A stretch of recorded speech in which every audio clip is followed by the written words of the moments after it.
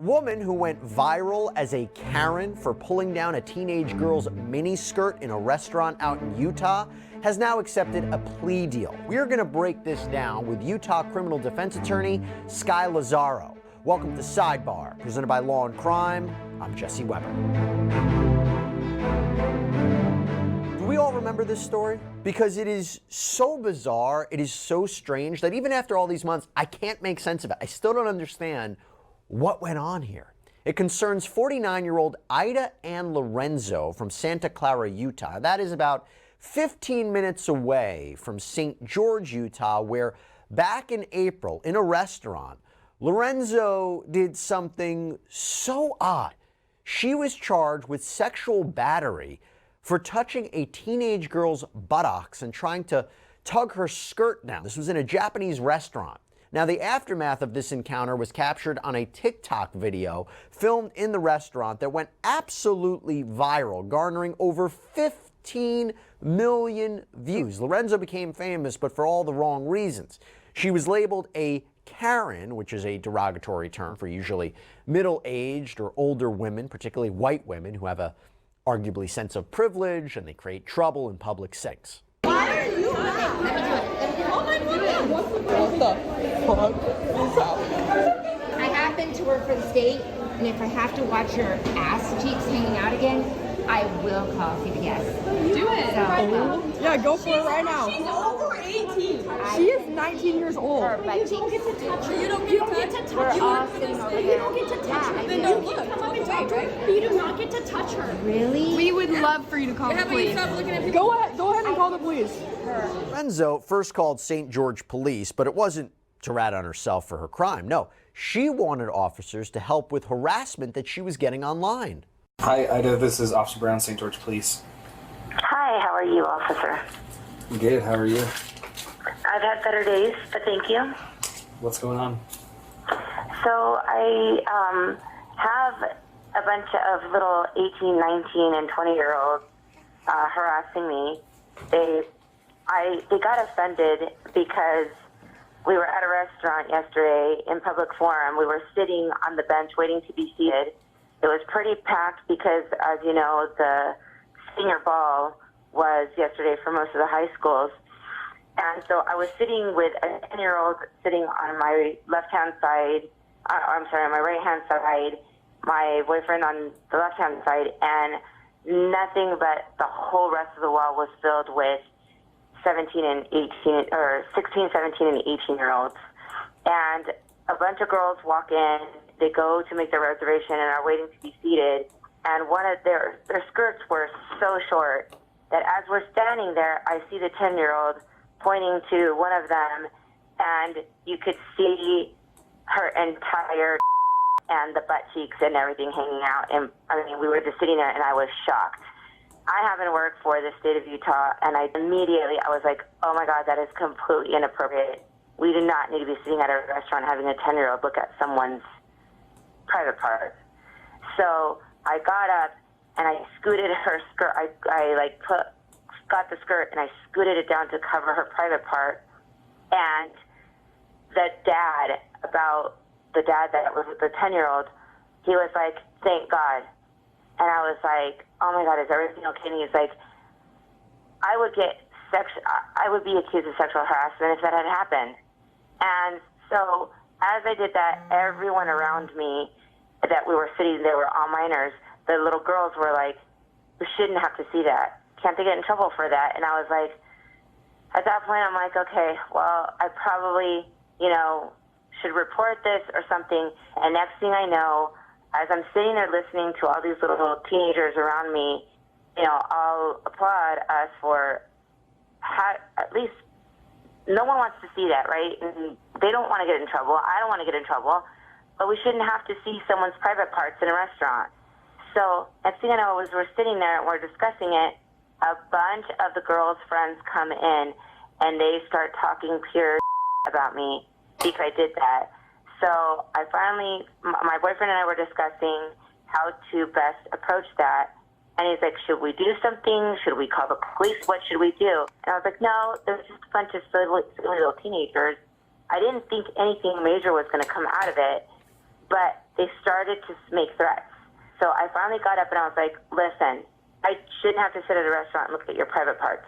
It's plain and simple. And I tried to explain to them the Department of Child Protective Services, and because there was a 10-year-old sitting next to me, and he's the one that pointed out that we could see her private parts, I didn't even get that far, because the next thing I know, I felt like the whole gang of women and their boyfriends, I actually, at that point, my boyfriend was like, I'm afraid they're going to hurt you or hurt me or something.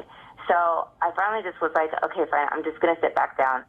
So I sat back down and I was like, we discussed it, and I was like, okay, I'm just going to let it go. Surely they're not stupid enough to do something dumb. Well, today I do have screenshots. They started trying to find out on a public forum who I am, my private information.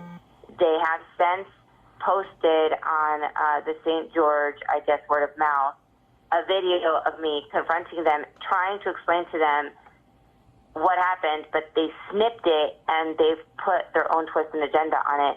So people have actually started to reach out to me to threaten me and all kinds of things because I work for the department. So that is a really big issue for me because my teenager happened to be at the restaurant last night. He is a minor, and I most certainly do not approve. I mean, I should have called the police at that point. I should have reported it, and you guys could have just done whatever you needed to do.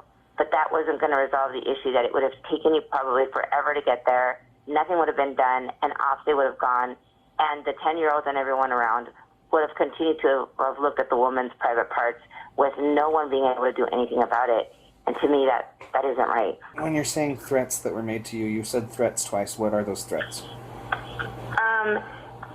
They're basically, they posted it on a public forum so that that way I can be fired because they feel that I'm a Karen and it's not acceptable that I approach them. On top of that, they're threatening me of sexually inappropriately touching her in her butt. And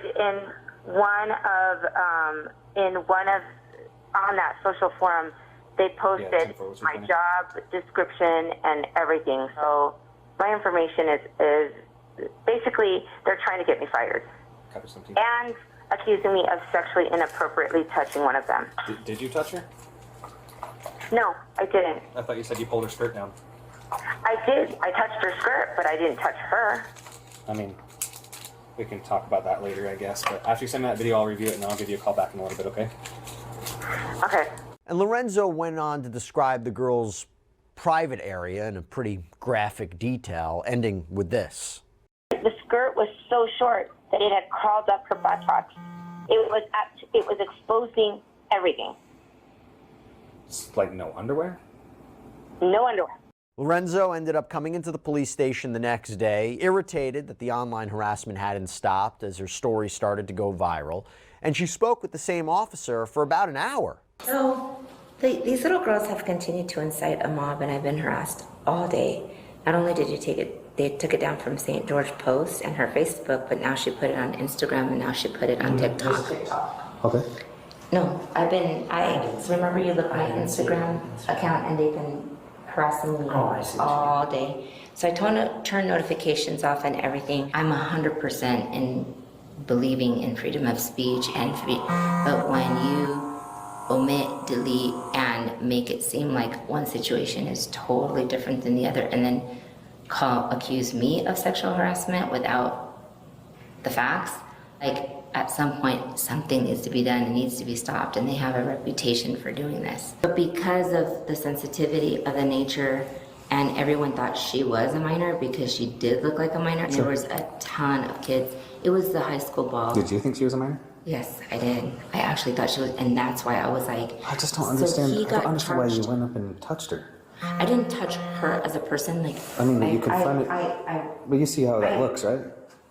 I got a standing ovation from everyone that was seating behind me. That's totally beside the point legally. So I understand that perception. there's inappropriateness with how she's dressed. I can totally understand that portion. I can understand that things got blown out of proportion, and I can understand your standpoint from it. But I guess what do you want me to do? Well, the posts need to come down, and they need to That's freedom of stop. speech. There's no crime. Not when They can say whatever they want. No, but I mean, they're reaching me. I mean, all their little friends. Have you told them to stop talking to you? No, because. Try that. Now, the victim, a 19-year-old, called police in the following days and said she wanted to report that Lorenzo touched her. She and a few of her friends came to the police station to give their side of the story. She came up, reached her hands, her cold hands went up my skirt, and I felt her hands up my skirt, and then I felt like a tug. And like my skirt doesn't go down much farther, like it's not that short of a skirt. And so I felt this tug, and I like whip around thinking it's one of my friends or something.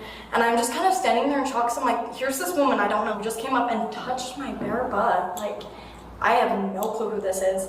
And like, not even the physical side of things, but mentally, like I'm struggling so much with weight problems. And for her to come up and do that and make me feel even more insecure in my own body is outrageous to me. So she came up, did that, and then she touches me, or she does that, and then she says, you're underage, you should probably hide that. If you think I'm underage, why are you touching a minor at all? Especially if you think I don't have underwear on. Yeah, the logic wasn't there. No. For me. No. That's why I was wondering when you mentioned that you thought she might be drinking, I thought there was a judgment issue maybe going on too. Right.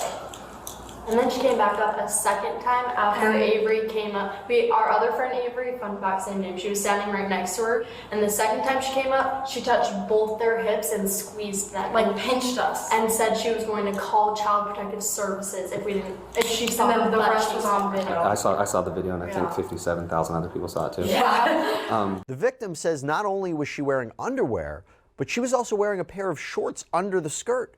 She gave the police a video of her in the skirt so they could see how long it was. The officer had Lorenzo come back to the station to fill out some paperwork, getting her recollections down in writing, and then let her know that she was going to be arrested and booked for a charge of sexual battery. After listening to everything Tortelli about everything going on, I've talked to Sakura, I got some of their video, I've got the TikToks. I think most everybody in the city has that TikTok. And then we've got your statement, her statement, so I'll try to make it as unbiased and fair as I can, right? I do have some concerns from what I've been told by them. Obviously, some things you've also told to me, right? Even when we talk two wrongs don't make a right, when we were talking about that, I said, there's criminal behavior that's happened regardless. Because there's video footage and because of the claims made, and I have to protect victims, today you're going to be placed under arrest for sexual battery, okay? So that's the unfortunate side of all this. You're arresting me? Yeah, right now you are under arrest, okay? So if you'll just face my sergeant and put your hands behind your back. Okay. Don't reach in your purse, please. No, I was just trying to put that. Just follow those instructions. And just relax your hands, sir. Do you have a vehicle here? Yeah. It's something that No. We can keep it you need to protected. call, come get your car. I'm sorry, what? Is there somebody we can call for you to have them come pick up your vehicle? Okay.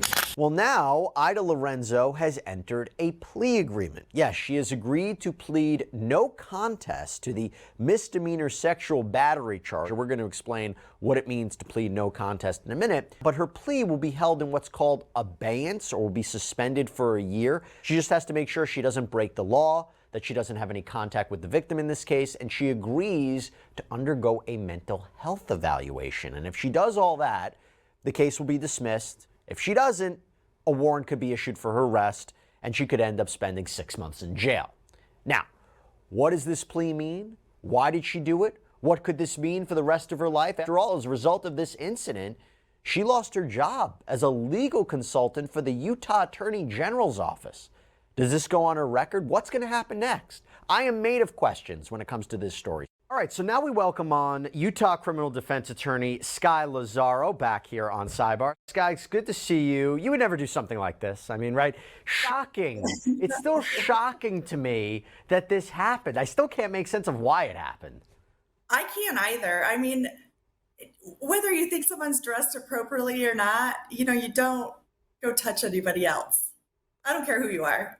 It felt like almost she was trying to be like, I don't know, like the adult in the room, or like, I don't know, like the mother. I don't know what it was. It was just so crazy. It was so wrong. And by the way, I use that word not lightly because I'm going to mention why I say that in a second. But let's go back to the law. So she pleads no contest. Well, I don't understand. What's the difference between pleading no contest to this versus pleading not guilty to this? Or pleading guilty to this? Right. So a no contest plea or an Alford plea or whatever you want to call it in the legal system essentially is just a plea that says you're not contesting the facts that the state would prove at trial. So you're basically saying, okay, if the state were to present all of these facts, a reasonable jury could find me guilty. Therefore, I'm not admitting that I did it. I'm not accepting responsibility for it, but I'm not contesting that I think if the state presented it, the state would, or a jury would find me guilty of it. In other words, she can go on an interview tomorrow and say, I didn't do anything wrong. This didn't happen. Right. And the other benefit to a no contest plea is it can't be used in civil litigation against you like a guilty plea can. It's not always put on the table. It's not always offered by the prosecution. It's not. That's at the discretion of the prosecutor and usually with input from the victim. Yeah, and it's a misdemeanor, so it's a crime, but it's not the most serious of crimes. I will say I thought it was really interesting, going back to the word that I used before, that it's almost nonsensical how this could happen. But the idea that part of this deal is she has to undergo a mental health evaluation, is that standard in these kinds of deals, or is it very particular to her? I think it's case specific. I think when prosecutors start looking at giving deals, and by the way, this is also plea in abeyance. She's not going to have a conviction on her record as long as she complies with all of these. Once she gets through this plea in abeyance period, her no contest plea is going to be withdrawn and the case is going to be dismissed. But with regard to the mental health requirement as part of this, I think in a case like this, like you said, this is wrong, who would do this? I think that's what the prosecutor's looking at when he's like, maybe you should go talk to someone about why you felt it was appropriate to do this to this girl. What does a mental health evaluation in this kind of case mean? Is it one evaluation? What are they evaluating? How does it work? Who are the results sent to? Right. It's one evaluation. They have to go to a licensed provider within the state of Utah. They go through their assessment. I think there's a number of things that they look at based on whatever DSM access we're on right now. And at the bottom or the top or the bottom, usually after they go through those, there'll be recommendations and there'll be a diagnosis. So they may say she doesn't have any clinical mental health diagnosis, but based on this behavior, maybe she should go take a thinking errors class or, something along those lines to maybe address why she would have done this in the first place. Can they order her to get treatment? What do I mean by that? I mean, let's say that this evaluation determines there really is a serious mental health crisis here, a mental health issue. Can the court force her to get mental health treatment? How does it work?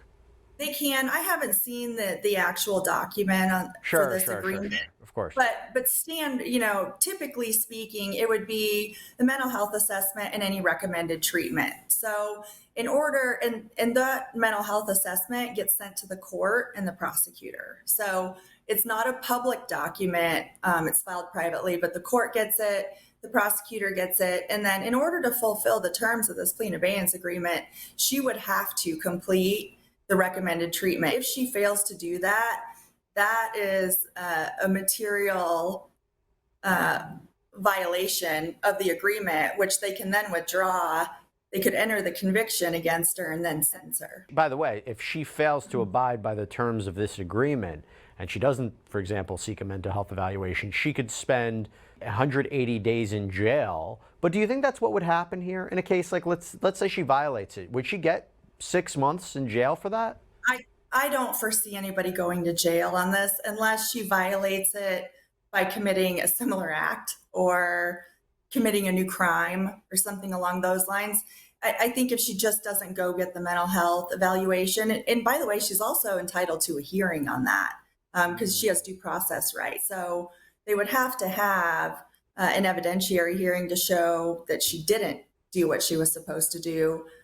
The judge found that, then he would enter the conviction against her and then sentence her. My guess is the sentence is probably going to be something similar to what the plea in abeyance conditions are. Like I said, unless she does something like completely outlandish and does this to another girl. By the way, and she, like I said, she can't break the law. She can't have any contact with the victim in this case. I honestly feel, Sky, like her losing her job from this going absolutely viral, because one TikTok video of this encounter generated over 15 million views.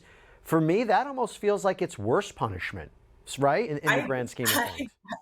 I agree. I mean, she worked for the Attorney General's office. You know, she worked for a prosecutorial office for the state of Utah.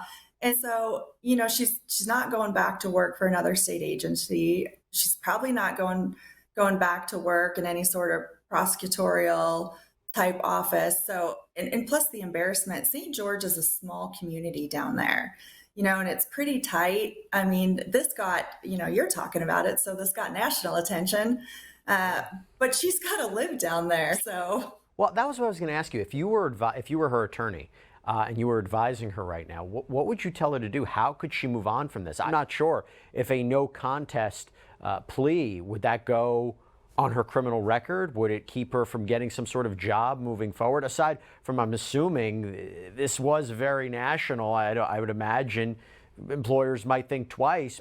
How does this deal affect her ability to get employment? How does she move on with her life? What would you be advising her right now? You know, the no contest plea helps. I think sometimes those are viewed, those can be viewed one or two ways. You know, when I talk to clients about it, it's like, well, you don't have to admit it. You know, then people look at it and say, you know, you just took the deal to move on and whatever.